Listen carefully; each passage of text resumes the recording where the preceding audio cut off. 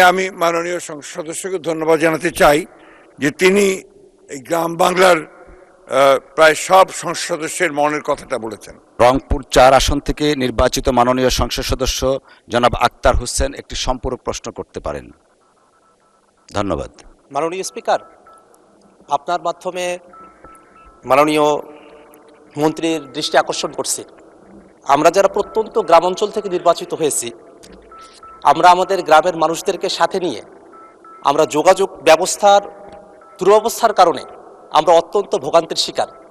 আমাদের একেবারে প্রত্যন্ত গ্রামাঞ্চলগুলোতে একটা অ্যাম্বুলেন্স বাড়ি পর্যন্ত যাওয়ার কোনো ব্যবস্থাপনা নেই। এখন বর্ষাকাল সামনে চলে এসেছে, সেই বর্ষাকালে মানুষেরা তাদের বাড়িতে পর্যন্ত যেতে পারেন না। সিলন টি রপ্তানিতে শীর্ষে।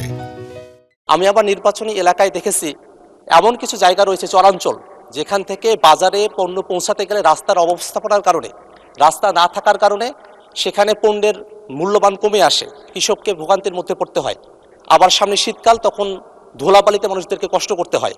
আমি যদি আমার নির্বাচনী আসনের কথা বলি, সেখানে আমার 2টা উপজেলা রয়েছে। কাউনিয়া উপজেলাতে মোট 535 কিলোমিটার রাস্তা রয়েছে, তার মধ্যে মাত্র 198 কিলোমিটার পাকা করা হয়েছে, আর কাঁচা রাস্তা এখনও আছে 337 কিলোমিটার।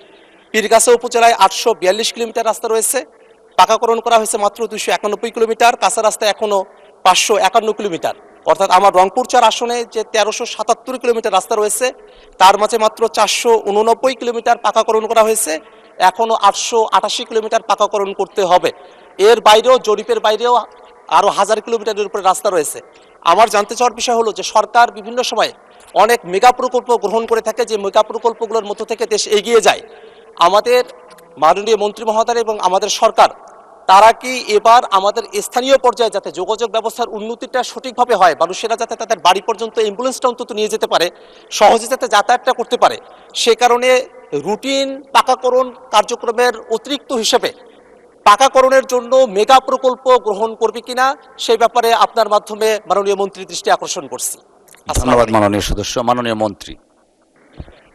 ধন্যবাদ মাননীয় স্পিকার। সে সঙ্গে আমি মাননীয় সংসদ সদস্যকে ধন্যবাদ জানাতে চাই যে তিনি এই গ্রাম বাংলার প্রায় সব সংসদ সদস্যের মনের কথাটা বলেছেন। দুর্ভাগ্য আমাদের যে বিগত ফ্যাসিস্ট সরকারের আমলে এই উন্নয়নের নামে, মেগা প্রজেক্ট অথবা উন্নয়নের নামে যে চরম দুর্নীতি করা হয়েছে, সেটার ফলেই আজকে আমরা মাত্র 1 মাস হল সরকার এসেছি এবং সেটা আমরা উপলব্ধি করছি। এবং দুর্ভাগ্যক্রমে বিগত অন্তর্বর্তীকালীন সরকার আমলেও যারা দায়িত্বে ছিলেন, তারা নিজ নিজ এলাকায় ফান্ড নিয়ে চলে গেছেন, কিন্তু বিশেষ করে উত্তরাঞ্চলের অঞ্চলগুলোতে এই রাস্তাঘাটগুলো একেবারেই আপনার নেগলেক্টেড থেকে গেছে।